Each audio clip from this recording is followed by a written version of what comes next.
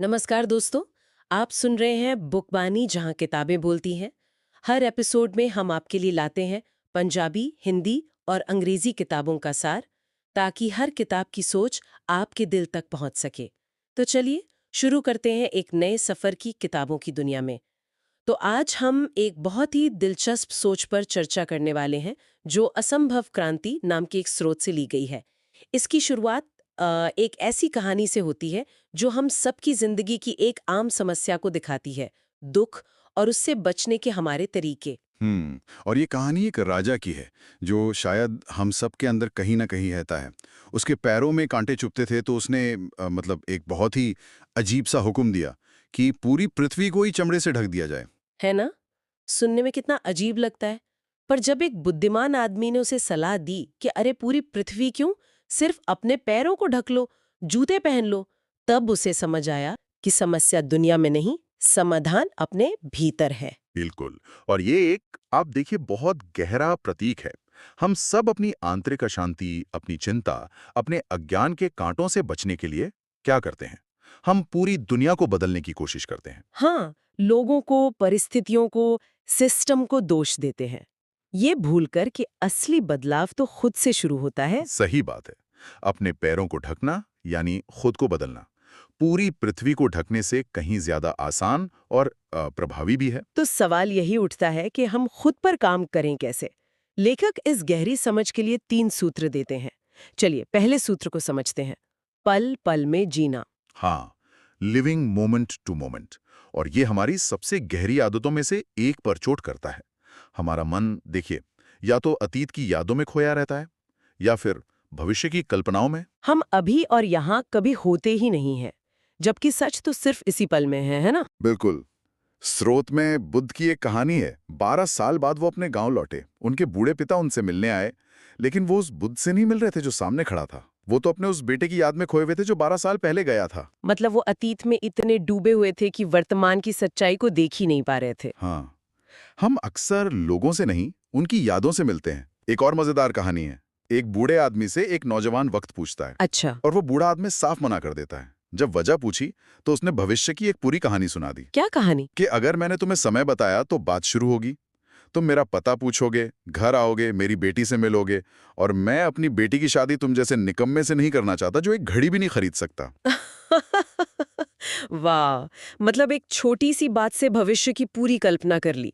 ये सुनने में मजेदार है, पर सच कहूं तो हमारा दिमाग भी तो यही करता है। हर वक्त हम किसी से बात करते हुए भी सोच रहे होते हैं कि आगे क्या कहना है या इसका नतीजा क्या होगा। हम सच में सुनते ही नहीं हैं। तो वर्तमान में जीने का अभ्यास यही है। जब आप सुन रहे हैं तो बस सुने। हम्म, बिना किसी विश्लेषण के, बिना किसी तुलना के। जी, बस उस पल में पूरी तरह मौजूद रहें। ये आसान नहीं है, पर जागरूकता की शुरुआत यहीं से होती है। ठीक है। अब आते हैं दूसरे सूत्र पर, जो हमारी इस भागदौड़ भरी जिंदगी से बहुत जुड़ा हुआ है। अव्यस्त होने की कला। सच कहूं तो आज की दुनिया में ये विचार थोड़ा असंभव सा लगता है। आप सही कह रही हैं। ये हमारी मॉडर्न संस्कृति के बिल्कुल खिलाफ है। हमने बिजी होने को एक सम्मान का प्रतीक बना लिया है। अगर कोई खाली बैठा है तो हम सोचते हैं ये बेकार है। हाँ, एक बीमारी बन गई है ये। हम बिना काम के भी व्यस्त दिखना चाहते हैं। और ये लगातार व्यस्तता हमारी सारी ऊर्जा सोख लेती है, मन को थका देती है। और एक थका हुआ बेचैन मन कभी किसी गहरी सच्चाई को अनुभव नहीं कर सकता। इसके लिए स्रोत में आकाश से उतरती हुई चील का एक बहुत सुंदर उदाहरण है। वो बिना पंख फड़फड़ाए, सिर्फ हवा पर तैरते हुए पूरे विश्राम में नीचे आती है। हाँ, कोई तनाव नहीं, कोई जल्दी नहीं। जबकि इंसान इंसान तो टहलने भी ऐसे जाता है जैसे किसी जंग पर जा रहा हो, कहीं पहुंचने की जल्दी में। तो इसका गहरा मतलब क्या है? इसका गहरा मतलब है कहीं भी नहीं पहुंचना, नोवेयर। जब हम कहीं पहुंचने की कोशिश छोड़ देते हैं, तभी हम असल में वहां पहुंचते हैं जहां हम हैं, नाउ हियर। वाह! ये बात सत्य या परमात्मा की खोज पर भी लागू होती है।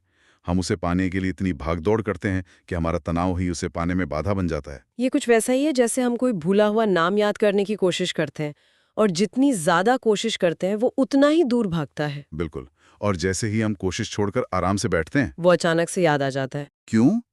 क्योंकि कोशिश के तनाव ने दिमाग के रास्ते बंद कर दिए थे। विश्राम ने उन रास्तों को खोल दिया। सत्य की खोज भी ऐसी ही है। यह प्रयास से नहीं, एक विश्रामपूर्ण ग्रहणशील अवस्था में होती है। तो इसका मतलब ये नहीं है कि हम काम करना छोड़ दें। नहीं नहीं, बिल्कुल नहीं। इसका मतलब है काम करते हुए भी मानसिक भागदौड़ से मुक्त होना, काम को तनाव की जगह आनंद से करना।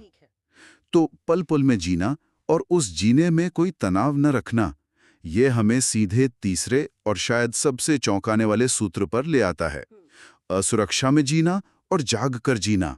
हाँ, और ये सबसे ज्यादा क्रांतिकारी विचार है। हम पूरी जिंदगी क्या करते हैं? सुरक्षा बनाने में लगे रहते हैं। बैंक बैलेंस, बीमा, घर, नौकरी। एक झूठा किला बनाते हैं अपने चारों ओर। बिल्कुल। और सोचते हैं कि हम सुरक्षित हैं।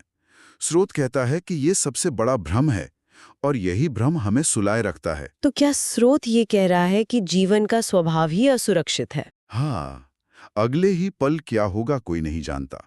मृत्यु ही एकमात्र निश्चित सच्चाई है और इस सच्चाई को स्वीकार करके ही हम हर पल पूरी जागरूकता से जी सकते हैं। जैसे कोई कौवा जरा सी आहट पर भी चौकन्ना हो जाता है ना? क्योंकि वो हमेशा खतरे के प्रति सजग रहता है और इंसान अपनी झूठी सुरक्षा में गहरी नींद में सोता है। इस बात को समझाने के लिए चोरों के गुरु की एक बहुत जबरदस्त कहानी है। एक गुरु अपने बेटे को चोरी की कला का आखिरी सबक सिखाने ले जाता है। हाँ, वो उसे एक महल में ले जाता है, दीवार में सेंध लगाता है और बेटे को एक बड़ी सी संदूक के अंदर जाने को कहता है। ठीक है। जैसे ही बेटा अंदर घुसता है, पिता बाहर से ताला लगाकर जोर जोर से चोर चोर चिल्लाकर खुद भाग जाता है। क्या? ये तो उसने अपने ही बेटे को मौत के मुंह में धकेल दिया। हाँ, अब आप कल्पना कीजिए उस लड़के की हालत। पूरा महल जाग गया है, सिपाही मशाले लेकर उसे ढूंढ रहे हैं और वो एक बंद संदूक में कैद है। मौत निश्चित है। उस पल में उसके दिमाग का क्या हुआ होगा? उसका सोचना बंद हो गया होगा। अतीत, भविष्य सब खत्म। सिर्फ वो एक पल, वो खतरा। एकदम सही। उस पल में उसका मन पूरी तरह शांत और वर्तमान में स्थिर हो गया। वो जागा, उसकी चेतना पूरी तरह से अलर्ट हो गई और उस जागी हुई अवस्था में उसे वो रास्ते सूझने लगे जो सोचते हुए मन को कभी नहीं मिल सकते थे। उसने क्या किया? उसने बिल्ली की तरह संदूक को खरोचा। एक नौकरानी ने चूहा समझकर ताला खोला। उसने फुर्ती से मोमबत्ती बुझाई और अंधेरे में गायब हो गया। वाह, ये कहानी तो पूरी सोच को ही पलट देती है। हम हमेशा सुरक्षा खोजते हैं और यहाँ कहा जा रहा है कि असली जागृति तो तभी आती है जब सारी सुरक्षा छिन जाती है। जब वो लड़का घर लौटा तो उसने पिता को धन्यवाद दिया। उसने कहा, उस जागरूकता में मैंने अपने भीतर जिस खजाने को महसूस किया वो दुनिया की सारी दौलत से बढ़कर है।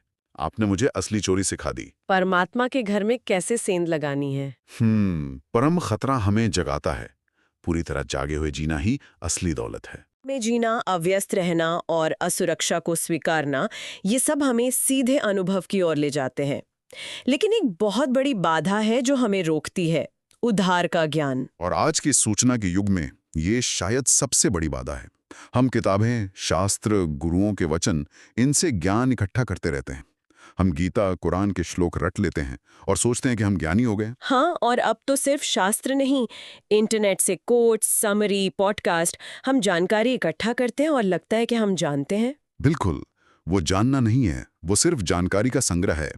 ज्ञान भीख में नहीं मिल सकता, उसे खुद अनुभव की आग में कमाना पड़ता है। इसके लिए जो कहानी है वो दिल को छू जाती है। एक प्रेमी अपनी बीमार प्रेमिका के लिए समंदर की ताज़ी हवा एक डिब्बे में बंद करके भेजता है। साथ में खूबसूरत खत भी लिखता है।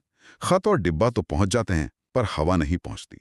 सत्य की ताज़ी हवा के लिए हमें खुद सत्य के समंदर तक यात्रा करनी होगी। मतलब शास्त्र, गुरु, यहाँ तक कि हमारी ये बातचीत भी, ये सब सुंदर डिब्बे और प्यारे खत हो सकते हैं। हाँ, ये आपको यात्रा के लिए प्रेरित कर सकते हैं, नक्शा दिखा सकते हैं, लेकिन ये यात्रा का विकल्प नहीं बन सकते। इन्हें पकड़कर बैठ जाना सत्य का दुश्मन बन जाना है। तो अगर हम इस पूरी चर्चा को समेटें, तो इस असंभव क्रांति का सार क्या है? इसका सार एक बुनियादी नजरिए का बदलाव है। ये कहता है कि दुनिया को चमड़े से ढकने की कोशिश छोड़ दो और अपने पैरों में जूते पहन लो। और वो जूते इन 3 सूत्रों से बनते हैं। हाँ, पहला, अतीत भविष्य की दौड़ छोड़कर वर्तमान के क्षण में जीना। दूसरा, हर काम को बिना तनाव के एक विश्रामपूर्ण अवस्था में करना। और तीसरा, जीवन की स्वाभाविक असुरक्षा से लड़ने की बजाय उसे स्वीकार करने का साहस, क्योंकि यही हमें जगाता है। और इन सब से ऊपर किसी और के किताबी ज्ञान पर निर्भर रहने के बजाय अपने अनुभव पर भरोसा करना। हाँ,